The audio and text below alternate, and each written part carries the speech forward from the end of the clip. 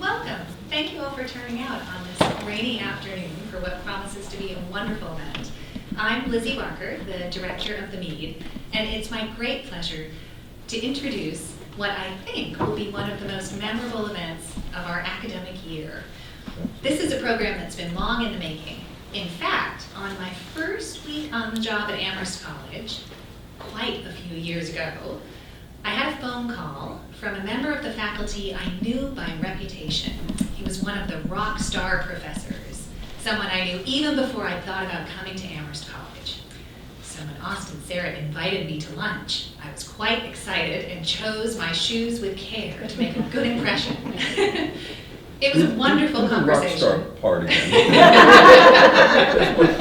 I hope that's being recorded. Waving my lighter in the air, making requests for greatest hits. It was a really memorable conversation, and I knew that I had arrived in the right place. It wasn't filled with small pleasantries that I've become accustomed to in the ordinary museum world. There wasn't a lot of small talk. We got right to the big issues. Austin asked hard questions, and I scrambled to answer them, and he gave me ideas to think about that have continued to shape the way we run the museum today. Imagine my delight then, when, after years of trying to find a way to rope the rock star into a museum project, something happened fortuitously. We received an extraordinary offer from the artist you are going to be listening to today to bring a remarkable body of work into the college's art collection in honor of Professor Sarat. What you will see this afternoon are some images from that remarkable gift. You'll have the chance to learn how these works of art came to be. You'll have the chance to ask questions of the artist and the professor, who have been the prime movers in this effort. And then we'll invite you to come upstairs and see the works in person. Because if there's one thing we all know about art museums, it's that they're better than looking at art online. So, without further ado, I invite you to join me in welcoming Austin Sarat, William Nelson Cromwell Professor of Jurisprudence and Political Science, and currently Associate Dean of the Faculty, who will introduce today's guest speaker.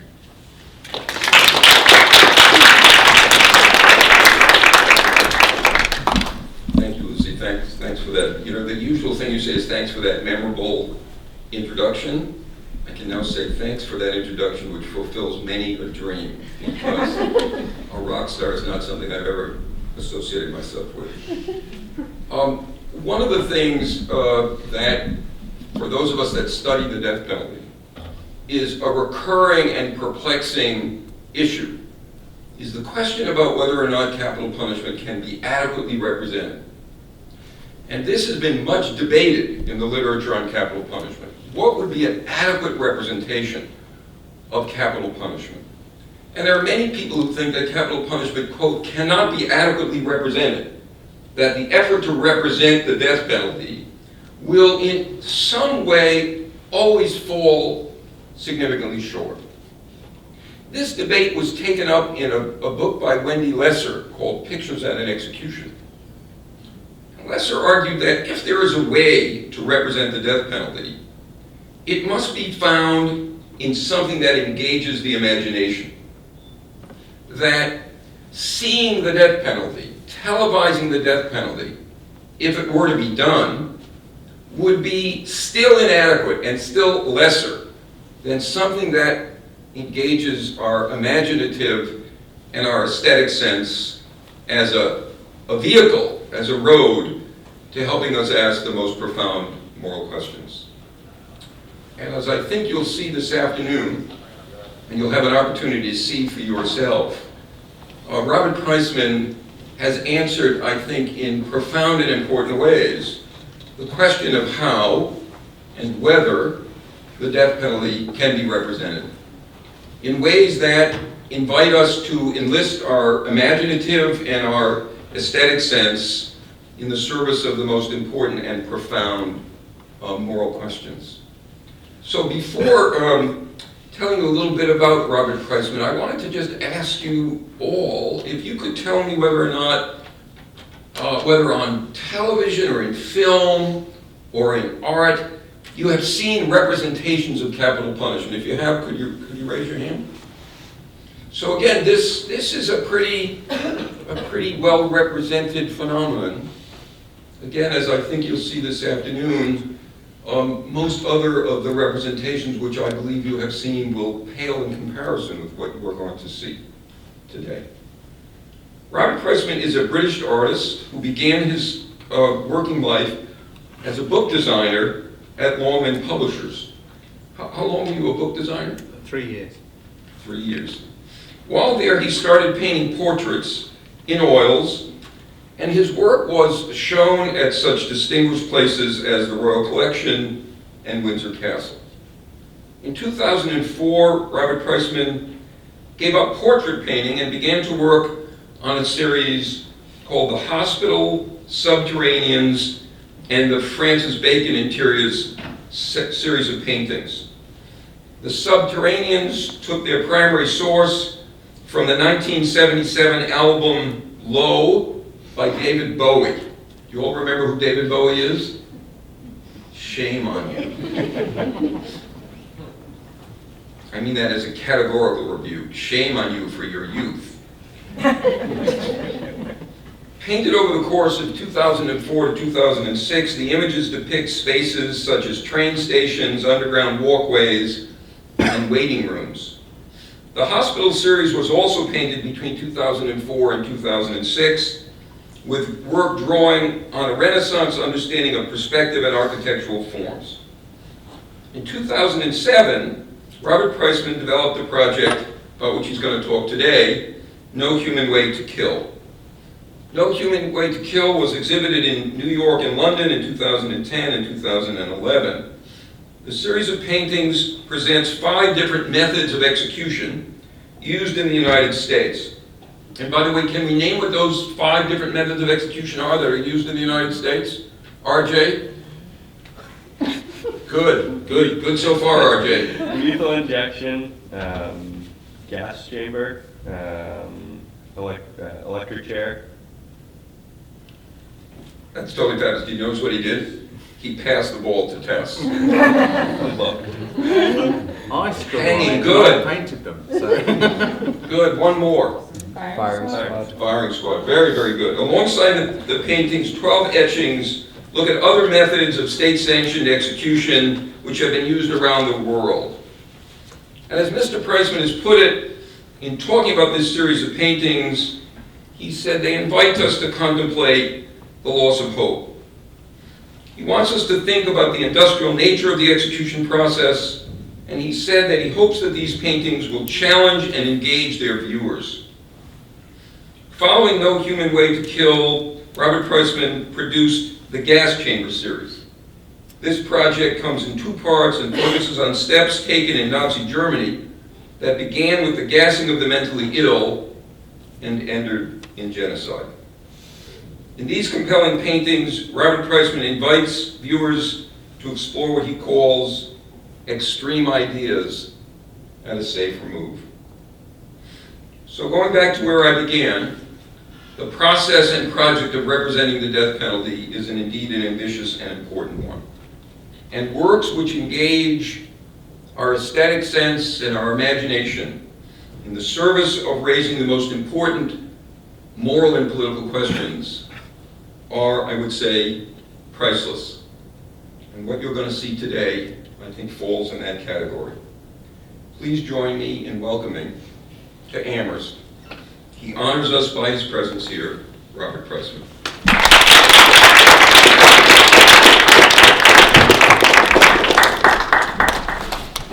Well, thank you very much. I'm honoured by Professor Sarat's introduction, and such a comprehensive introduction. There's almost nothing left to say, but I'll have a go. I don't know if you get this, but a lot of my friends, and I guess some of you here will be thinking, you know, why would an artist want to paint such deeply depressing subjects? You'll probably get that with your work. And the answer to that is, I don't really choose the subjects. They sort of find you out, and it's to do with sort of just drifting in the world, mentally drifting, and you find the subjects just sort of emerge and they pique your interest, and then you want to sort of explore them a little bit more. And that's really what happened for me with this series. I was visiting one of my favourite places, the National Gallery in London, and this was in early 2005. I mean, I go there all the time, but in this particular time, I was there early 2005, and I was looking at this painting. It's the Monde Crucifixion by Raphael, one of the Renaissance masters of art. And I was studying it very carefully and thinking, what a beautiful work it is. It's rich in colour, the sun and the moon creating a sort of beautiful celestial atmosphere, Christ's body and the figures beneath him, their expressions, their robes, beautifully handled, sensitively, delicately painted, and the colours are so rich, and that the whole painting has a sense of calm about it. And then this is what struck me, that this is actually the painting, it's a painting of a person being put to death in the most horrible way. And yet the impression we have when we look at it is one of calm. It's one of peace and of order. And as I sort of thought about that, I thought, well, the reason that it's peaceful and ordered for us is the way it's been composed, it's the way it's been painted, it's the way it's been handled and approached by the artist. So what you'll notice is that its structure, the composition, is in a formal rhombus composition. It's a sort of triangle. At the bottom here you have St. John the Baptist, and to his right you have the Virgin Mary, and to the right you have St. Jerome, to whom the painting is dedicated. Above them you have two angels who catch Christ's blood as it pours from his body. And this order, this symmetry in the composition was designed for a very specific reason. In the Renaissance, you had people looking, of course going back 2,000 years, even longer, you had people looking at the movement of the stars and the planets. And what they noticed is that the order in that was represented in the order of nature on Earth. And so artists like Raphael, artists of the Renaissance, they adopted geometric principles by people like Euclid, the Fibonacci sequence to create the golden section rule. And they used these things in order to create paintings which were beautiful, which were soothing, which were calming. And that's what Raphael has done. He's used these principles in his painting to create something which, on one hand, is a picture of someone being put to death in the most horrific way. And we know that the Romans took crucifixion and turned it into something even more barbaric than it was before. They sort of added a bit of science. But what Raphael's done is taken away the horror. A little later, I came across this painting, which is by the Russian artist Nikolai Gay. This was painted in 1893, a few hundred years after Raphael's painting, which was done in 1503. Now in Gay's painting, what we see is exactly the same subject, exactly the same person, but it's a completely and utterly different approach. And it gives us a completely and utterly different feeling when we look at it. Now, this painting, we don't actually know where this painting is at this present time. But what we do know when we look at it is that all the colour has been drained out of this picture. This is not the picture that Raphael has painted. It's not a painting of a divine Christ. It's the painting of a human Jesus suffering a bodily torment. We notice that in Raphael's painting, the crucifix itself must have been about 11 foot high. Whereas here in Gay's portrait, we're looking at a crucifix which is probably about 7 foot high. It's much more practical. It's a T shape as well, like this.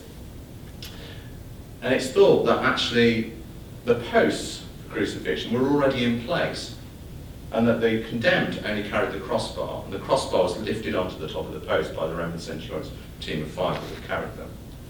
So what else do we notice about this picture? Well, I think this is probably the most accurate depiction of a crucifixion, a Roman crucifixion, ever to have been painted in the whole of art history. If you look at the feet of Christ, they haven't been nailed through the front, they've been nailed through the ankles either side of the post. The overlapping of feet and nailing through the front was actually an artistic invention, which is why you had to have that little wooden block under the feet, because the models, when they were posing, would sort of fall forward like this, so it was a way of countering that. There's also, you can't really see it there, but there's a little post that sticks out for the condemned to sit on, which is called a siddle. And that wasn't actually for their comfort, it was actually to prolong the suffering. You also notice, it's very difficult to see, but on the right-hand side there's a figure in the background walking away from the scene. And that's because this picture is showing it's at a roadside. Crucifixions like this often obviously took place outside city gates, on busy thoroughfares, close to roads where lots of people could see them. So what we notice, or what we can see when we look at these two pictures, is that Raphael presents us with something which is very beautiful, and Nikolai Gay presents us with something which is very horrific. And yet they're both paintings of exactly the same scene. The artists have in effect authored our emotions. They've chosen particular methods and techniques in order to make us feel particular ways. Raphael has enabled us to feel soothed. He's enabled us to feel that what we're witnessing is a state of grace. Whereas Nikolai Gay has created a sense that we feel of repulsion, something that we may not necessarily wish to look at. And for these reasons, partly, Nikolai Gay's approach to crucifixion painting is not a very popular one amongst most artists. Now this human type of crucifixion painting is something that we see in quite a lot of other imagery of human suffering. If we look at, say, Goya's painting, May the 3rd, 1808, I usually get the date wrong because my daughter's birthday is May the 4th, so I usually call it May the 4th. But it's May the 3rd, and I double check. And what you can see here is you've got the soldiers shooting the central figure, dressed in white, but with his arms outstretched. It's a cruciform pose. Another example, the shooting of Emperor Maximilian by Manet. Or this photograph by Robert Capa, the fallen soldier from the Spanish Civil War. Now, there is some debate about this, that he may actually have just been slipping, and obviously we can't see his left arm, but we know that he's holding his arms out like this because of the pose that we're witnessing. So it's an identification with human suffering. And here's obviously a very famous one. So the girl in the centre there, the Nick Hutt 1972 photograph of the napalm bombing. She's got her arms held out. We identify with the victims in these pictures, and that's a signifier, I believe, of a liberal viewpoint of thinking, that we don't want to see the state impose its power and its strength on people, on individuals that we identify with. We're identifying with something in these people, partly because of the way the images are composed, but partly also, I think, we can't imagine what it is to be dead, but we can imagine what it is to feel pain. We don't like pain, we don't want to feel pain. So when we see other people in pain, it reminds us of what it's like to have pain ourselves. Anyway, thinking about all of these things, and thinking also about, reading Professor Sarat's book was really instructing for me, this sort of multidisciplinary approach. But I was thinking about how does an artist in the 21st century tackle this issue, this idea of crucifixion painting? I mean, what approach would someone today take to this same subject? That, for me, became very fascinating. So I realised that actually images of people being put to death, they're actually really commonplace in Western culture and in Western art. But we tend not to think of them. When we look at pictures of Christ being put to death, we tend not to think it's a picture of someone being put to death by the state. So I was thinking about this, and I've been doing, as you say, I've been doing these hospital paintings. And this is one of them. I did, I think, 6 of them. This is an operating theatre. So I've been working on these pictures at the same time that I saw this Monte Crucifixion. This is what got me thinking. And I thought, well, and I watched the Nick Broom documentary on the killing of Eileen Warnos. And I was struck by the appropriation of hospital iconography in execution facilities, modern execution facilities today. And that gave me an angle on it, an idea of how to do it. When I painted this picture, it's an operating theatre just outside of London in Kent. I enhanced what I saw there already. I don't have much of an imagination. I'm sort of a literalist, really. But what I like to do is kind of enhance what's there, so make it a little bit more poetic, if you like. So I take away lots of detail. I soothe the colours, I make them more harmonious. I'll take away the labels, I'll take away little niggly bits of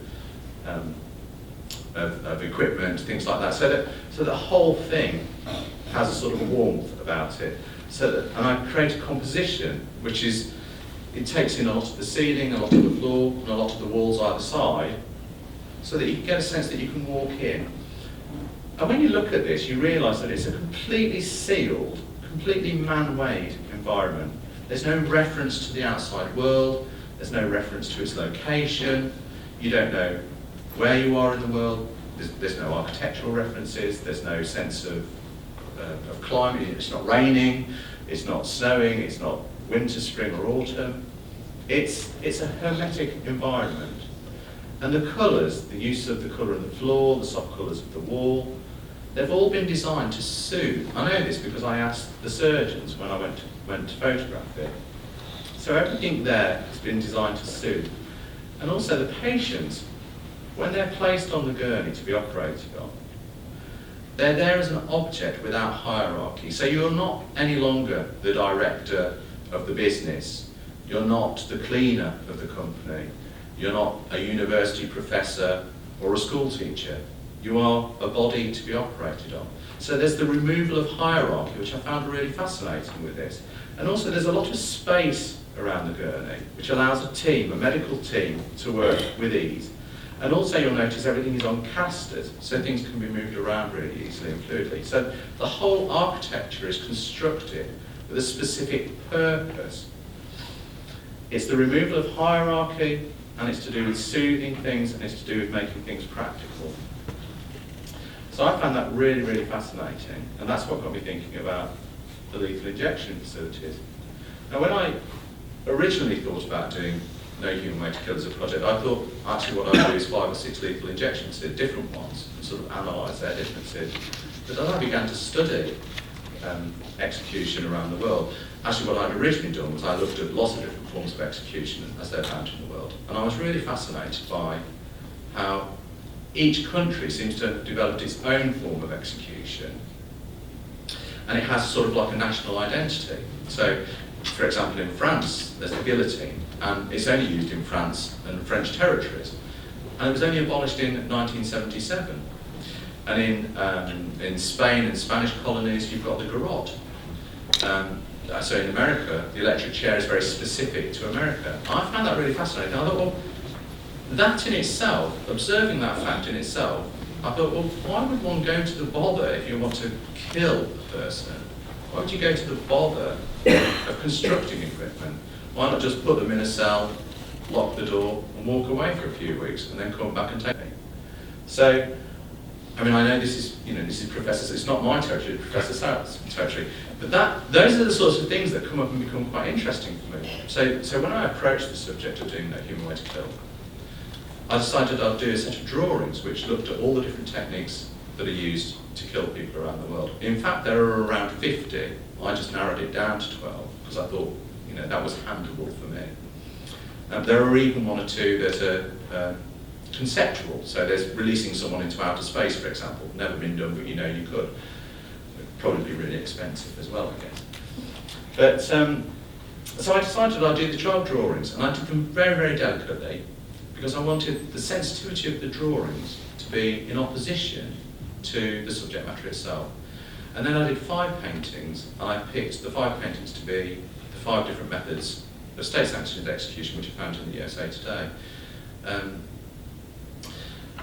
Now with my aim in painting, I didn't want to produce something which was making a direct and obvious statement. I wanted to do something which was more like a reflection. So although I am opposed to the death penalty, I didn't want that to be necessarily my overriding impression. I wanted to be more reflective. It's like a sort of mirror to what seems strange and anomalous. So this is obviously the lethal injection gurney at Huntsville in Texas. And I think when we look at it, we can see many similarities to the medical facility that I've painted earlier, the hospital environment. The white sheet, the gurney itself, the soothing turquoise walls, the soft beige curtains, the soft light above, the space at the side of the gurney for the strap-down team. Everything there is presented for the ease of the team to work on the individual who's going to be put to death, but also it's presented in a way the appropriation of medical iconography. And what strikes me about this is this kind of soothing view. It's very like the state taking a role in presentation in the way that an artist presents his material when he's presenting a painting. So an artist can choose to present something in a horrific way, or they can choose to produce something in a soothing way. And that's what the state has done. When we think about the Nikolai Gay painting, the Roman Crucifixion, what we realise is that there, Roman Crucifixion was done deliberately for men, women and children to be able to see it in the flesh, out in the public. It wasn't locked behind a wall where no one could see it. It wasn't written about in a press, yes, there wasn't a press then. It was designed to be seen, to be visceral, to be real and there in your face. And here we see the presentation of the death penalty where pain has been removed. There's no torture of the body before the execution's taken place. What we see is the removal of pain, and that's enabled things to happen. I think in a way, they're saying, actually what you're doing, you're not torturing the person. That's not what you're engaged with. You're merely putting them to death, or in a way it seems like putting them to sleep. So I find that really fascinating, that actually our emotions, our feelings can be authored by an artist or authored by a state, that we can be led to feel something by the presentation that's made to us. And that really brings me back to thinking about the Raphael painting, the Mont Crucifixion. The Mont Crucifixion was one of Raphael's earliest paintings, and it was painted for the Church of St. Dominic, and it was for a side chapel. And when the fathers who commissioned that painting commissioned Raphael to produce it, they would have wanted him to have produced a painting which was elevating to look at. The height of the cross in Raphael's painting would have been there for, I guess, a metaphor to say that he's already ascending to heaven. The order is there to say this is a celestial order. It's a grace being enacted in front of us. And so I think, the other thing I think is that it reminds us as well that as this painting was dedicated to St. Jerome, St. Jerome had there's a story about St. Jerome where there was a lion entered his chamber when he was writing, and some of his other brothers were writing, and this lion entered the room and was very angry, and the others fled, and St. Jerome sat there, and he studied the lion, and he saw the lion had a thorn in his paw, and he pulled the thorn out of his paw and tamed the lion. He tamed what was savage. And I think that's what's being enacted here in front of us, that what is horrific has been tamed by the removal of what is horrific, which is the torture of the body first. There's more that I could say later, which I'd like to discuss in front of the actual paintings, but I think for now, that's what I'd like to finish. So thank you very much.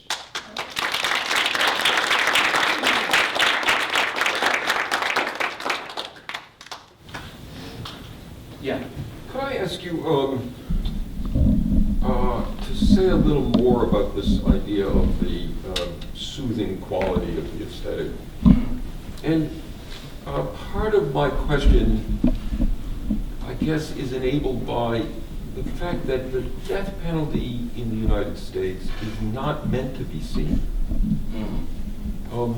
That part of this movement to the hospital aesthetic, which I think you captured quite brilliantly, is that the death penalty is a private act. I mean, it's almost in a sense become an act in which viewing is controlled. And I just wonder, as you know, there are witnesses. Yeah. But I wonder, when you think about this, the way in which it soothes, I wonder whether or not the removal of viewing, Yeah. they're not public acts anymore, they're not public executions. I wonder how you think about that in relationship to this idea that the state is trying to soothe. Well, thank you. I'm sure you already know the answer. My feeling is that actually it is a public act because it's written about in the press. The process, not the actual execution, but the process around it is televised and reported in the media. So I think actually it is a public spectacle, but it's a public spectacle through the media. So we're witnessing it at one remove, and I think that's actually quite important. So I would think that's probably where your thinking is, but it's certainly where my own thinking is. When we did the book To Go With No Human Way to Kill, I spoke with Jim Willis about this, and he said he found it very interesting that you'll get some people on death row who get a lot of media attention, and then you'll get others who there's absolutely nothing at all. And then he said that there doesn't seem to be any rhyme or reason to why that was the case. But I found that whole thing about putting people behind prison walls really quite fascinating. So obviously all executions happened in public at one point. Obviously still in some countries they do. But in the West they all happened in public, and then eventually they went behind prison walls, and now they're completely sealed from view to all but a handful of selected witnesses. But there is this whole process of presenting it to the media in a way that is palatable for the media. So I don't know why that is the case. I don't know why we have to see it in this way, but it's not something I can answer. It's something that I observe, and I'm curious about. And may I just ask one other thing, in particular, what I think you captured so wonderfully in all of the paintings of the instrumentalities, but I'm really drawn here is the sense of enclosure, the sense of being invited into this space. Yeah. This space is really a space of enclosure and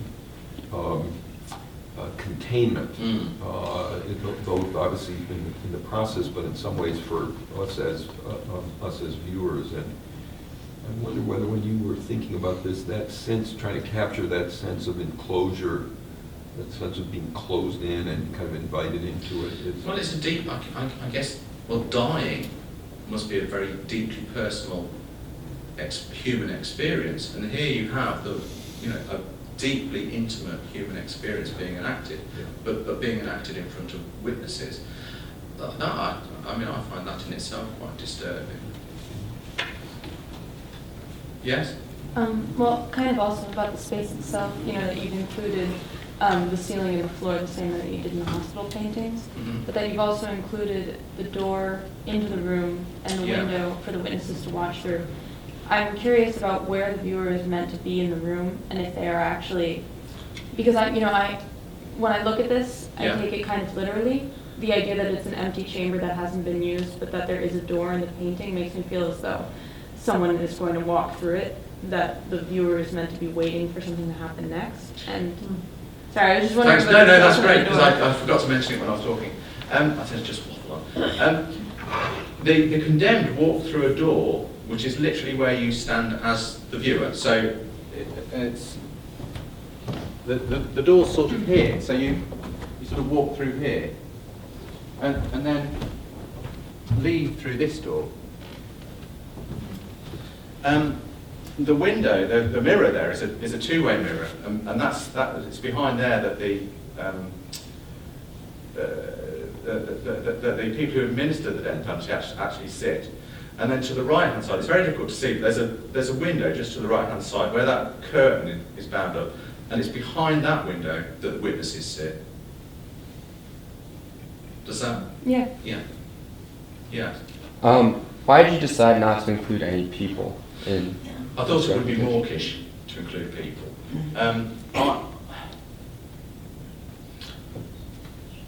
I figured if I painted people, well, I mean, there's lots of answers to that, so it's not a sort of simple thing for me to answer. But I mean, I'm influenced and inspired by other painters, so I look at Caspar David Friedrich, for example, and when you look at a Caspar David Friedrich painting, he's got figures in front of what you would describe as being an eternal void. So it'd have like monks in front of a dark sea, or a soldier in front of fog, or in front of a big forest. Those people stand there and they're contemplating a void, or the unknownness of death, if you like. Then if you look at someone like Francis Bacon's figures, they sort of stretch across, they're stepping across the threshold of death. They're sort of in between life and death. And then when I look at someone like Rothko, and especially the Seagram paintings, I feel that he's dealing with the same subject. He's looking at the eternal void, and he's framing it in the way that, say, Stonehenge acts as a frame for the eternal void. But we, as the viewer to the paintings, are taking the place of the proxy figure that, say, someone like Caspar David Friedrich says. So I think, so for me, that, as a contemplation of a work of art, is actually quite powerful. That you're standing in front of a Rothko contemplating the eternal void in the way that a figure in a painting by someone like Friedrich would do. And I think it makes it more real. So what I was quite keen to do was apply that idea to actual real settings, but soften the settings and make the settings really beautiful. So I wanted to present the paintings so that they were just incredibly attractive, and that you'd actually want to just look at them first and go, oh, that's really nice, and then go, oh, you know, it's an execution chamber or it's an electric chamber. So I wanted to create something that was beautiful first and drew you in, but didn't provide any kind of barriers, if you like, to your experience as a viewer. So that's important to me, not to have a barrier. And I think if you were looking at someone actually strapped down onto the gurney there, it would be a very different sort of painting. I think that in itself would create a barrier to viewing and a barrier to engagement. I think by taking away, by removing all of those things, what it does, it allows you to think, what would it be like if I stepped into that down? What would it be like if I was about to walk behind that screen to the right-hand side and witness something like this? So that's really what I was trying to get to, is an engagement for the viewer to think about the issues involved, but also to sort of have a feeling about it. So it's about creating a sense of feeling. That's really important to me. Yeah. There's a painter, a very well-known painter from South America, whose name I cannot remember, but I'm sure you know who he is. Right. He's known for painting his figures as very round. Oh yes, I know him. Yes, and he did some Abu Ghraib paintings, didn't he? Yeah. Yeah. And you know, when he saw the photographs of what were happening at Abu Ghraib, he was so disturbed. He had to paint them. Yeah. I don't know exactly how that helped him, but that was how he processed that horror. I think there's a sense for me that one is looking at things and they seem to be like a social anomaly, and so they become troubling. So you want to explore and examine that. Now for me, I'm not looking to provide answers, I'm looking to explore something. And whilst I might spend a year working on a project such as this, when it's finished, for me, that's what I hope becomes the start of its journey. That really it's about creating a forum where other people can have discussions, debates, explore ideas, write things. That is what I'm hoping to do is create another way that people can explore an idea. So if one's looking at culture more broadly, one might look at the death penalty, as in Professor Sarat's book.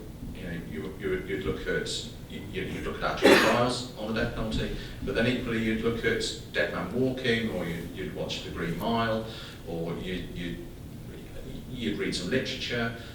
You might read Helen Prasian's book. You'll take literature, you'll take film, you'll take actual evidence. You'll look at the same subject, but from lots of different angles.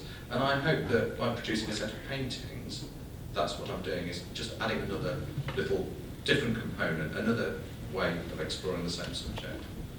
Yes. It seems to me that trying to depict any scene of death or location in which death occurs is a really daunting task.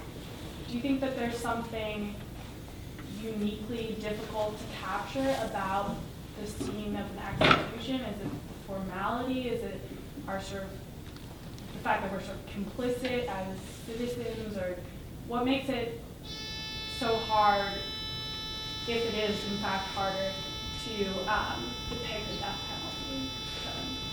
Well, I have the distinct advantage of not being an academic, so I don't need to answer questions in a sort of particularly, I don't have to pin down all the details. So I find I'm led by my emotions, and I think if I feel something, feel like a disturbance, if you like, or I feel moved in some way, I feel, well, actually what I'm going to do is just follow my feelings. I'm going to follow my instincts and explore that. And then, because I'm not an academic, I have the advantage of not having to answer for my actions, if you like. So I'm fortunate in that I don't have to kind of prove my point. And actually, maybe that's not my job is almost to be like a social outsider, to kind of reflect something. If I'm able to do it well, then I'm really pleased. And if I don't do it well, I'll be a bit depressed, but then I'll be moving on to the next project. So I try and do my absolute best for that, but I don't know whether it's right or not. I just know that I'm trying to do something, and it's trying to tap into that sense of an emotional response. So for me, paint is like the sort of sticky substance of emotion. It's a metaphor for emotion. It's I kind of see, and I know it's like a weird thing to say, but I think of paint as being like a sticky gel that captures emotion, and I see creating a framework, a sort of structure, a composition, a sort of holding that emotion in place. And so I kind of see doing a painting as trying in some way to tap into the emotional response I have. And I hope that if I'm able to get close to that other people will sort of feel the same thing. But then, if I am, I hope that the viewers will start to kind of explore or ask their own questions. So it's really not my job to sort of lead people what to think. Does that answer the question? Yes. I'm wondering, when you went to do this series of paintings, considering the second crucifixion painting that you showed us, it really depicts of death as a spectacle. Mm. And just seeing the curtain here, it almost conveys the impression that it's almost a theater. I was wondering Yes. if that played into your decision to do this series, execution as a spectacle. Because you're painting it, showing it to people. Well, yeah, I'm interested in the idea that it is like a theatre, but in actual fact, I'll tell you I decided I wanted to do it because I was very interested in the idea of doing this, sort of exploring this idea of doing a modern form of crucifixion painting, exploring an ancient, 100-year-old subject matter for artists. I was really fascinated to see if there was a modern interpretation one could do of that. And I looked to see if I could go and visit some execution facilities, but I couldn't, because I was told, well, you're not a journalist. If you were a journalist, you'd go, but actually what you're going to do is profit from it. You're going to make money out of it. You're going to make money out of people's misery. And then you sort of think, I was quite depressed by that. It was sort of quite a negative response. I thought, well, maybe I won't bother. And then I was, I think maybe 6 months or a year later, I was walking with my daughter, who was very young at the time. I walked into the local supermarket, and it was just as Saddam Hussein had been executed, and he was on the front page. His dead body was on the front page of all the papers. And I was absolutely incensed, and I thought, I thought they will have contained and controlled that execution facility. So all of these photographs that have come out, which they've made out, they've had no control of. Of course, you could control a facility like that. You could search everyone who enters that room. So I thought, actually, if they're going to make it public, then I'm going to do my absolute utmost to make it public myself through my own work. I kind of figure, why not? I'll kind of go for it, and I'll just kind of make it happen. There's no funding available for this. There's no nothing. I'm not going to work in the way I've worked before. I'll work in a way that I can make it work. So I didn't go and visit any of the execution facilities, and in a way, I'm quite pleased about that. So what I used was existing material. So yeah, I felt incensed to do the work in the end. And I took as much existing material as I could, and I created pictures from that. I kind of made new pictures, which don't really exist, but which are kind of adaptations, if you like. And in a way, I think that was quite useful for me, because I like to deal with subject matter which I think is, it's very raw in its emotion. And I think what one does in order to deal with that is create layers of separation to the actual emotional subject. So normally I'll go and photograph something. So photography in itself acts as a layer of separation. And then I'll do a kind of perspective plan, that's another layer. Well, in using sourced material, that actually added another layer of separation for me, which enabled another degree of separation from what is really quite, I think, disturbing subject matter. So would two people be executed at once? You could be, yes. I mean, actually, in hanging, in the past it was quite common to execute several people simultaneously by hanging. Oh. Just like the old days. Just like the old days, that's right. So does anyone have any questions actually standing in front of the paintings that I could answer for you?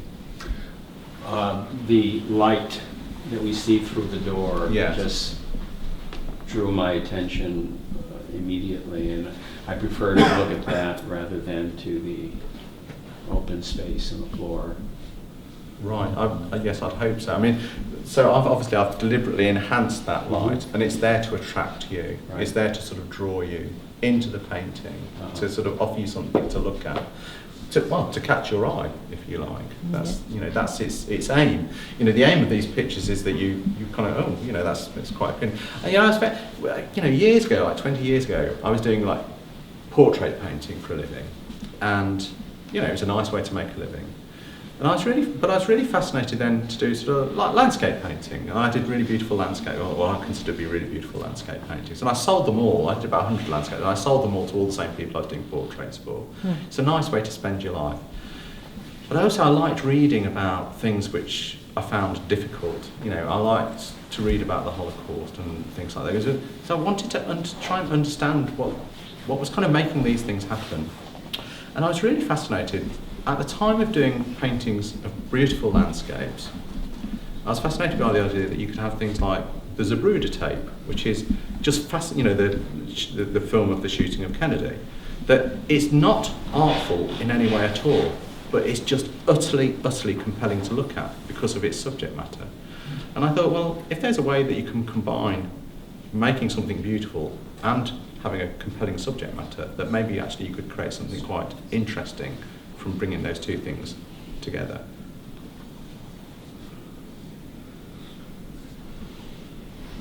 So here you can see the 12 drawings that I did.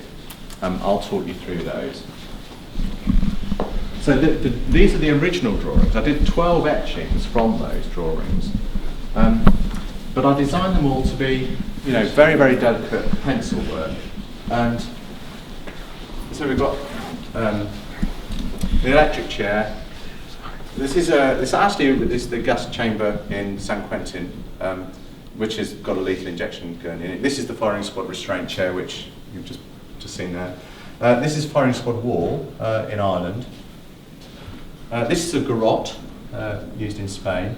The condemned sits here. And this brace goes around the neck, and it's actually severing the third vertebra, which is, I think, what people aim to do when they execute people.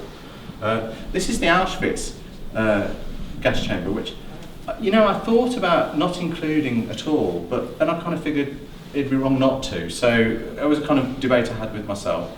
And I think, well, because this is a single-person gas chamber, which is the one over there, and it's in Colorado.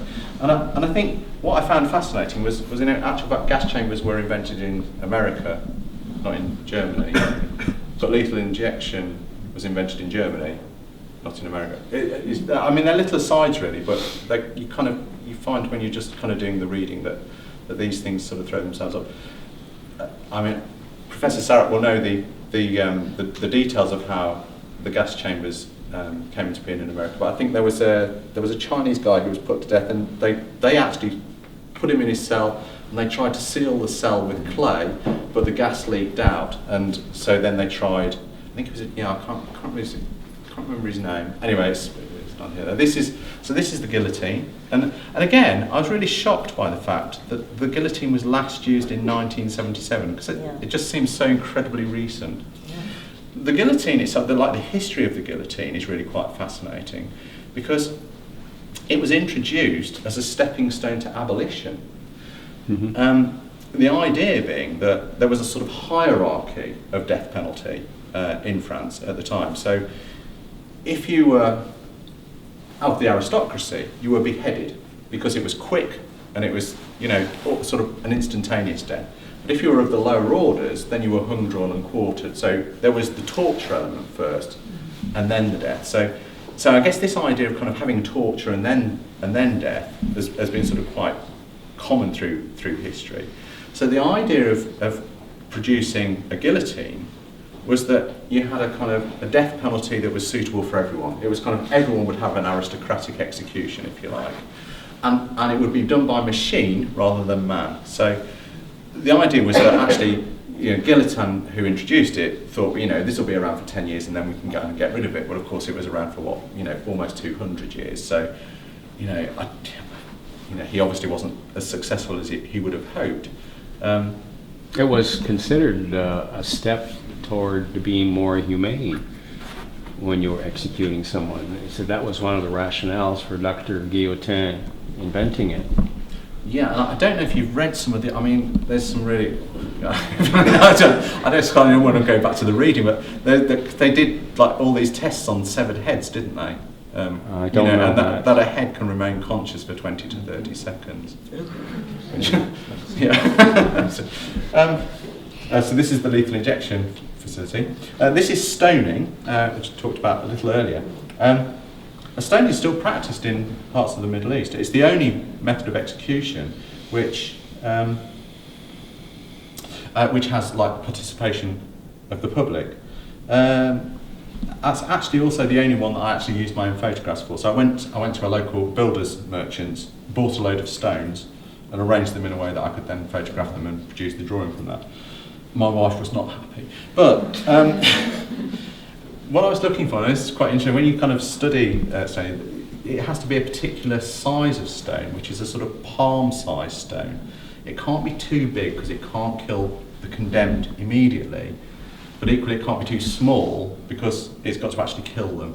And the idea is that it's going to take, a certain amount of time. And I believe there's a sort of, it's very difficult to sort of find any information, certainly for me anyway, but I found it difficult to sort of find any decent sort of information about it. But I believe that women are buried to the neck and men are buried to the waist, and that there's a sort of perimeter behind which those throwing the stones have to stand, and then they throw the stones and condemn. And for women, it's up to the neck for the sake of modesty.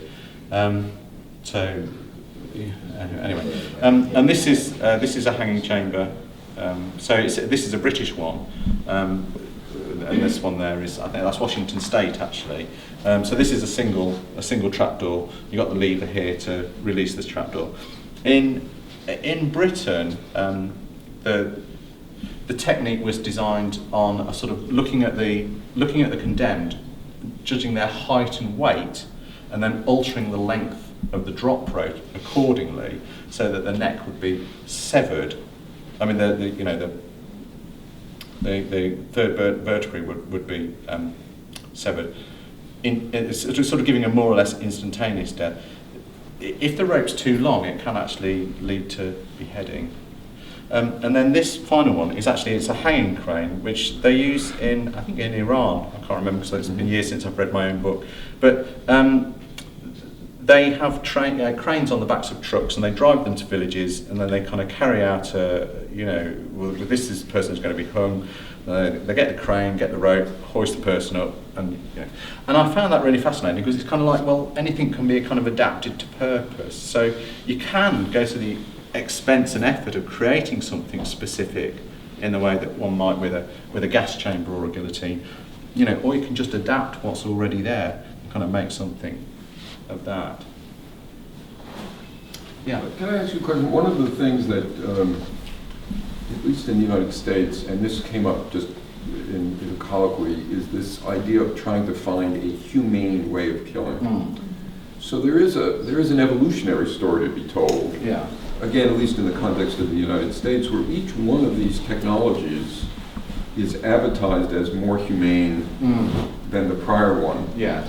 And again, I just was wondering whether in doing the work of trying to capture the place, Yeah. whether that at all was in your head, that you want to call into question that, if you will, evolutionary story. The evolutionary story, I told the evolutionary story it's a very interesting question. No is the answer to this, but yes, in terms of when I did the Nazi gas chambers from Memory to History series, that's very definitely about the stepping stones. Yeah. That they all share the same horizon line, they're all exactly the same size, they're all 6 foot by 9 foot paintings. And the idea is that you start with a small adapted shower room, which would take sort of 15 to 20 people, and that each gas chamber, the perspective opens up, it widens out, and each gas chamber is taking in more and more people until you finally get to Auschwitz, which is the abandonment of pretense, and will take, 600-700 people at a time, as opposed to the 20 or 30. So that was very definitely about evolution. Whereas this, I know the electric chair, sort of, was late 1800s, and the story of that I think is really fascinating. The sort of Thomas Edison, it's about sort of proving that his competitors' electricity is dangerous and all of that sort of absolutely fascinating. But I found also that I think it was a New York Times article about a journalist who witnessed the first electrocution in New York State, wasn't it? Mm-hmm. And he said this was so horrific, but I hope we never see the like again. And you think, well, 100 years later it's still going on. So that I think was supposed to have been seen as a progression from hanging, which seems to me to be far more humane than electrocution. So I couldn't see how one could do that. But I can see how one could see lethal injection to be a step on from electrocution and hanging. And some people have asked me, weird people maybe, I don't know, but some people have asked me, what option would you choose if you had the choice and you were being put to death? I think I personally would choose the firing squad. I don't know, I think it'd be more instant and there'd be less room for error than, say, being put to death by lethal injection. Can I just stick with my question one more time? Sure. Because I really love the way you started the talk to get us to think about this particular thing through the guise of the hospital. Right. And I think that's part of this. That's why I was asking you the evolutionary question. I see where you're going, yeah. Part of the story of these. I do look at that and I think hospital. Yeah. I don't look at any of those other things, right, and associate it with anything that's curative or that has any, No, that's. I do love what you're saying, and yes, well, obviously you're absolutely right, but I don't know. So, that's, what I hope I'm doing is sort of throwing it up for debate and discussion. Are those sort of things? Is it an evolution? It appears to be an evolution, but maybe that's my initial response, and I'm only thinking as we speak now. My response is it appears to be an evolution, but it isn't. Yeah. Well, going back to if we opened with talk about the crucifixion and the different ways that it was depicted, and the idea that there were certain common compositions and certain common colors that were used. Yeah. Is it intentional in all of the finished paintings that there is something? Usually the restraints are undone, or that there's something else welcoming, the viewer who is sort of taking the place of whoever's being put to death. That, in the lethal injection chamber, just by the nature of the actual lethal injection, it's got the arms that extend. The firing squad restraint chair in particular, is open, and the gas chamber doors are open, the straps are untied, and the doors, both doors there are also open. And is this meant to be calming and welcoming? Because it feels that way. No, well, I can see it hadn't occurred to me at all, and I can see this is why Professor Sarat has mentioned this. No, I mean, I can see that when you look at the electric chair, that wouldn't necessarily be inviting, but I hope in the way that I've approached it and painted it, that you might be able to imagine stepping up and sitting in it. I don't know, but that's what I know. But I can see that the lethal injection chamber is far more inviting as a composition because it's all about opening up. I mean, that's actually the second painting of an electric chair that I did. The original one I did was based on the Andy Warhol electric chair, and I actually drew it all out and roughed it in as a painting. And that was involving much more of the room, so that you could sort of feel a sense of going into the room. You could see the doors, because in the original image that Warhol used, he cropped it quite a lot. So I started messing around with that in a way, but then as I was about to start painting it in detail, I suddenly just had no, it's just wrong, I'm not going to do that. So it's the same chair Warhol painted, but I've just gone for this alternative view. It's just very simple and it's very direct. And it is it's a cruciform composition, because you've just got the cross of the back wall against the upright of the chair. So I've gone for a sort of cross composition, but it's just very direct. It's actually, I find I tend to, if I'm doing a set of 5 or 6 pictures, I'll always have my own favourite, but it's never the one that everyone else likes. I find everyone has this is my favourite picture, and I was like, it's not one, but you have to kind of just go with what the people like. So if someone's going to advertise your exhibition or something, they go, what picture do you want, putting on the front? You go, don't ask me, I've no idea. I didn't even title the exhibition, this collection of work, it was actually titled by Amnesty International. It was one of their members who came up with the title No Human Way to Kill, which was much better than my initial, modern means of execution, which is a bit off-putting, I think, So there's sort of no human way to. So I sort of have the idea, I'm sort of exploring an idea, and I'm looking through it, and I'm thinking, well, I kind of know what I want to say, but equally I know that I have to work in partnership with other people. So the electric chair, it's the same electric chair at Warhol, but I kind of just went for and it was, again, it's just a kind of gut feeling type thing, and it's the one that most people have picked out and responded to best, and it's the one that's been used in promotional literature when I've exhibited the work,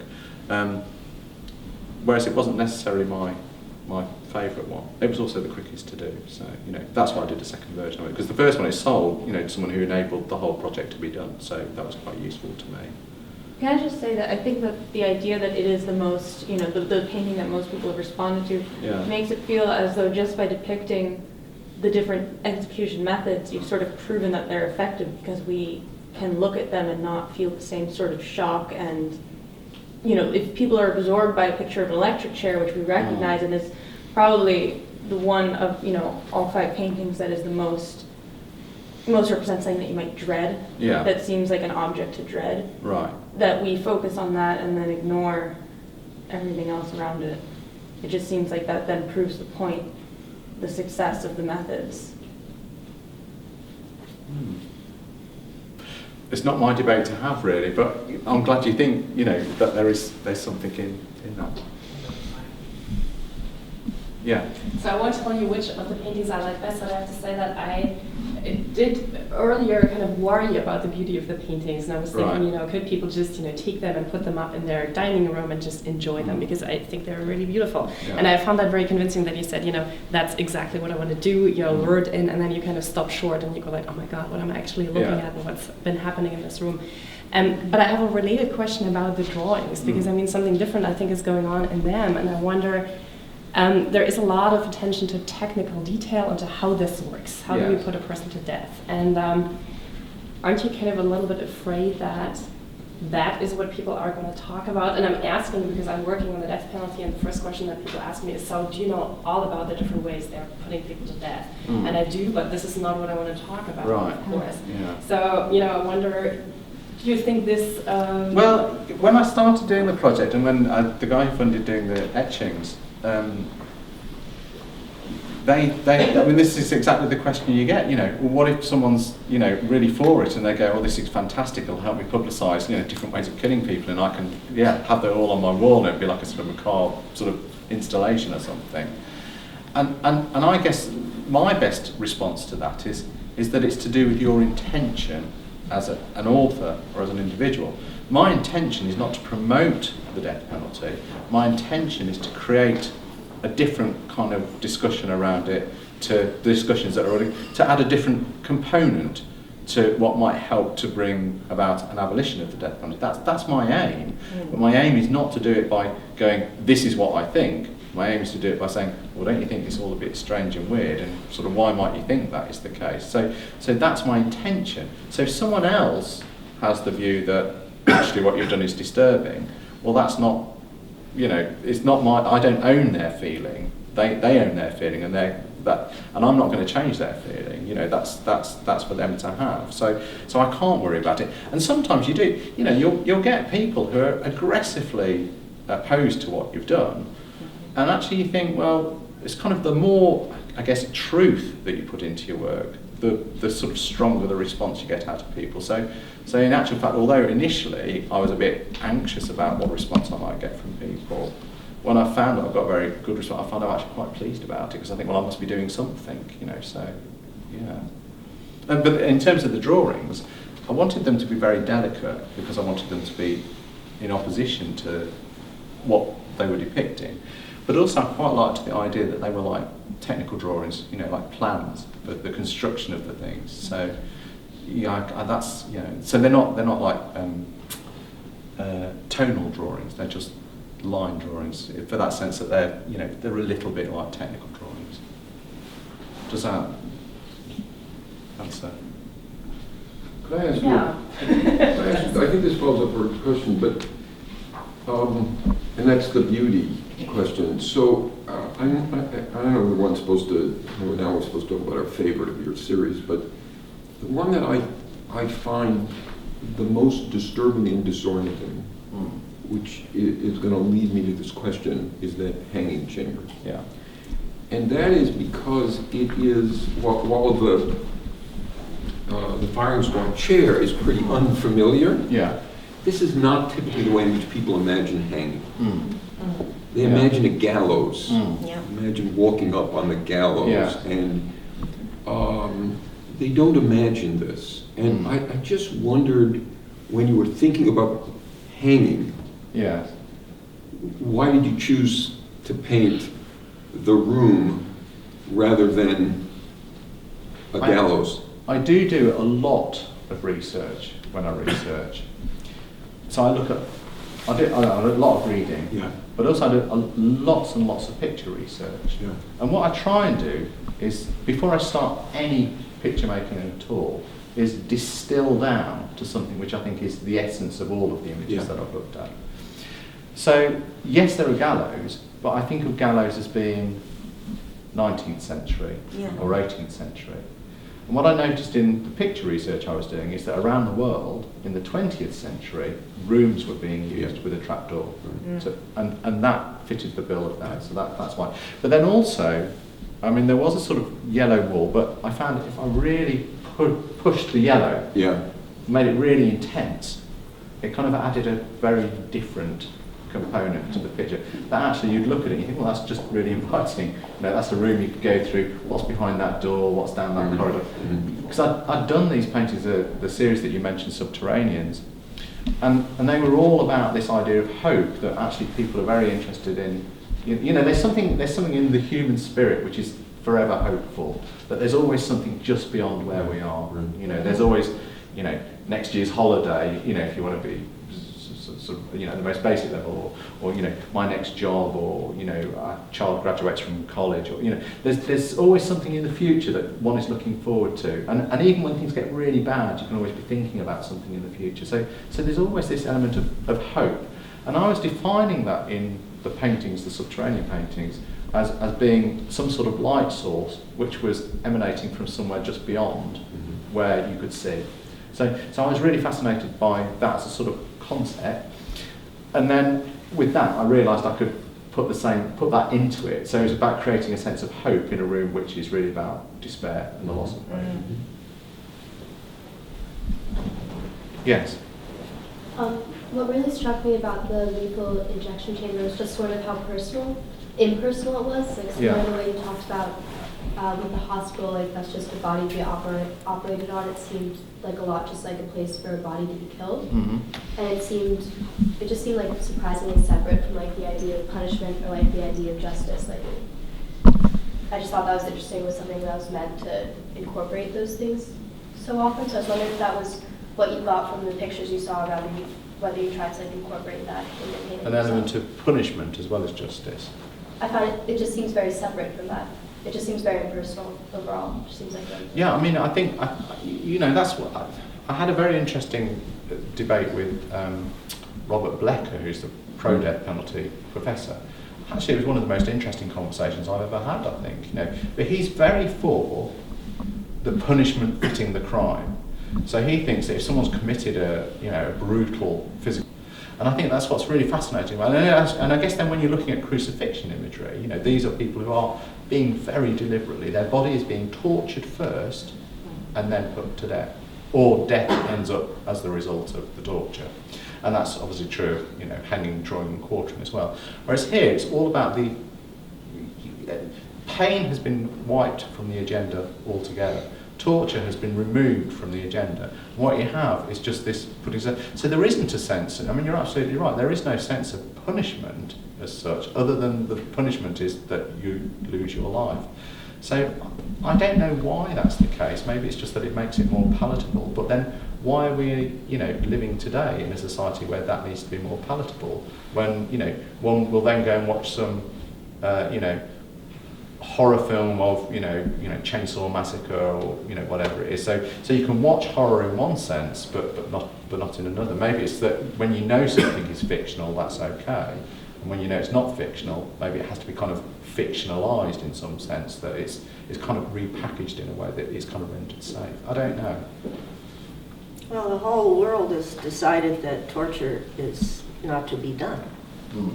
Doesn't mean it isn't. Yeah. But, you know, all the civilized countries agree that there will be no torture because that's too barbaric. But to me, I just, that's to know that you're going to be put to death, to me seems to be a torture. Yes. But, And I have an article, I had to cut it out of the paper, about a guy, I think it was in New York, big burly guy, very strong. And they wanted to electrocute him, and he was in the chair for 20 minutes, and he was still alive. So they took him off, and they put him in jail, and they put him on suicide watch. Yes, it takes a moment to get that, doesn't yes. it? Yeah. Well, that's like that someone has to be healthy before they're put to death. When they have a medical examination. You mean before or after? Before. Oh, before? Oh, they have yeah, to be yeah. sane. They have to be sane. So you know. Yeah. Well, what is sanity? I mean, But do we the know what nurse- sanity is? Yeah, the nurse uses something to disinfect their skin before they put the poison in. Yeah, I mean, all of these things are just weird when you think about them, aren't they? Yeah. But I mean, this whole thing, there's a book by Adam Phillips, I think it is, called Going Sane, and he says there's lots of definitions of insanity, but there isn't actually a definition for sanity.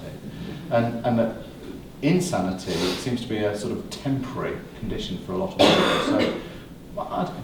That's just, yeah, so why would you, I don't know how you would define someone as being sane. Yeah.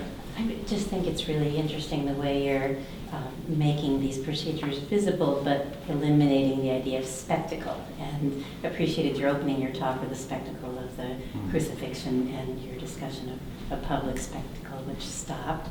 And I wondered if, in your research, if when executions were more public, if you encountered any information about whether there was debate about them. I mean, you're making these paintings so that people will have a debate and a conversation about it. When executions were more publicly visible as a spectacle, which your paintings are not spectacles in that same way, right. The human spectacle, but was there debate as a result of? I didn't do that kind of. I guess I was kind of specifically looking at the 20th into the 21st century. Uh-huh. So I didn't do a lot of reading around sort of older methods, you know, sort of 18th, 17th century. I mean, I know that in London that, you know, crowds used to throng the streets in London when someone was sort of carted off to Marble Arch, and they'd be given lots of alcohol on the route there, you know, and everyone, you know, and that was very definitely a public spectacle everyone went to see, you know. So, I don't know why it would be that, you know, in one century, you know, lots of people turn out to see an execution, and then in another century, you know, the same thing. You know, it's kind of a taboo to actually want to witness it. That whole question of looking is a really interesting one because you're broaching it in your work by asking us to, inviting us to look. So I just wondered about the history. Well, I guess, you know, we've all got some sort of, you know, contradictions in ourselves. So I kind of guess I know I want to do something, and I know I want to invite you to take part in that. But at the same time, I don't want to examine my own motives too closely because I think it might be too disturbing. I don't know. Yeah. This is not a question, just to call to your attention. There was an article in the New York Times yesterday, and I guess it's an annual report on executions in the world.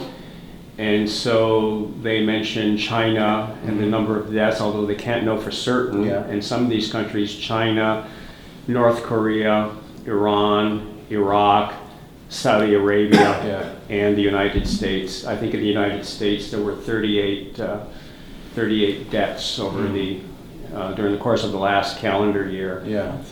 So it's an interesting litany of nations that we find ourselves with. When I was doing this 6-7 years ago, I suppose, and when I was at China was, they reckon, no one really knows, but when I was doing that, the best guess was about 2,000 people a year being put to death in China.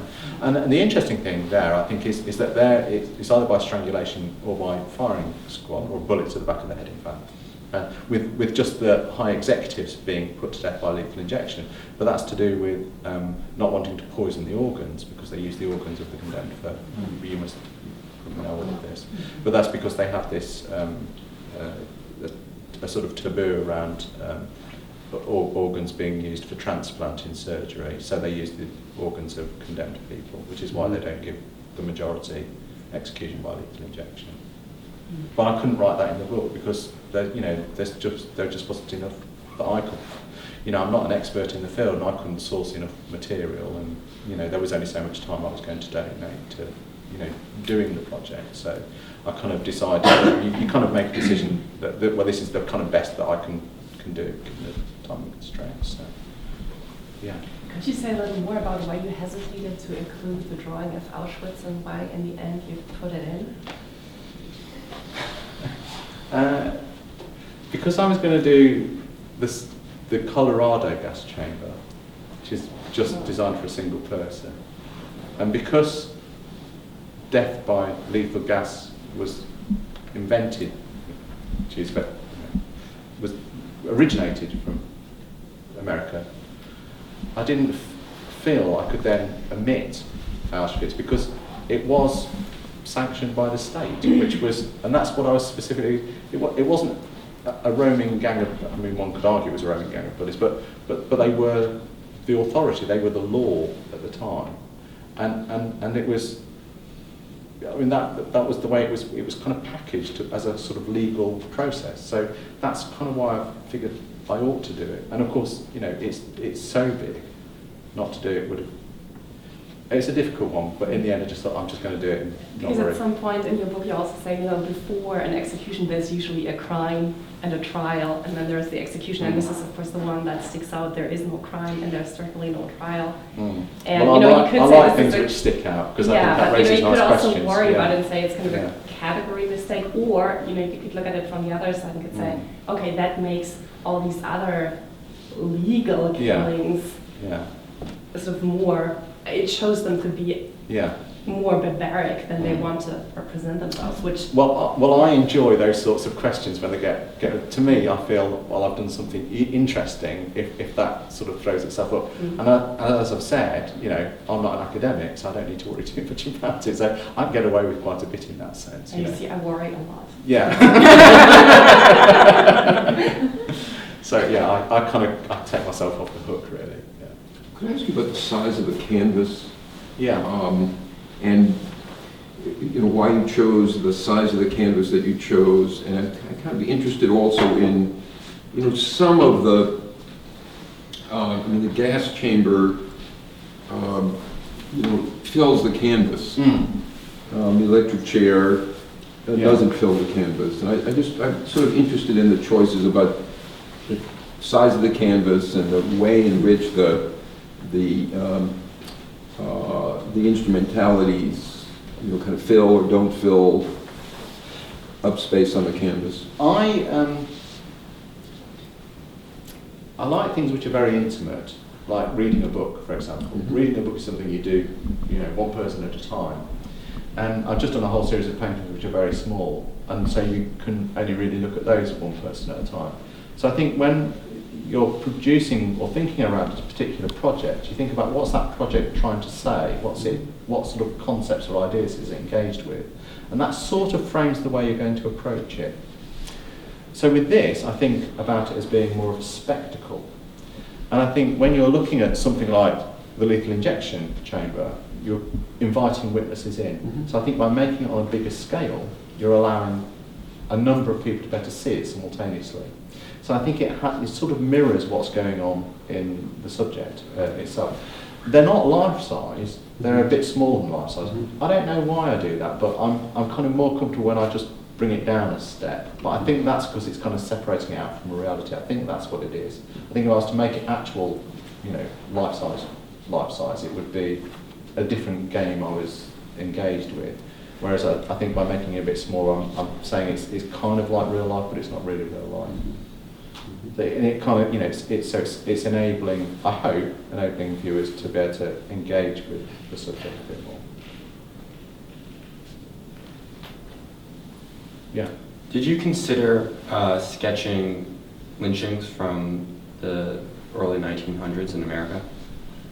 Because it seems I asked that because there almost seems to be some sort of comparison to the gas chamber. And reasoning and I looked at that, and it's a really fascinating question. And I looked at it, and then I thought, it'd be really fascinating actually to just collect a lot of photographs of lynchings and put them on display. And then I found that someone had already done that, so I figured, well, there's no point. So, you know, all I'd be doing is repeating what someone else had done. So, so I looked at it, but I thought it was a slightly separate case, which was really, you know, dealing with a separate set of issues. So it's kind of, as you say, it's sort of an adjoined case, but it's got a kind of separate set of ideas and debates around it. But my approach to that was really to sort of collect photographs, which I think would make a really fascinating display. Well, as far as society went, that society sanctioned it, but it was against the ways of killing. Robert, thank you so much. Well, thank you. I really enjoyed it. Thank you very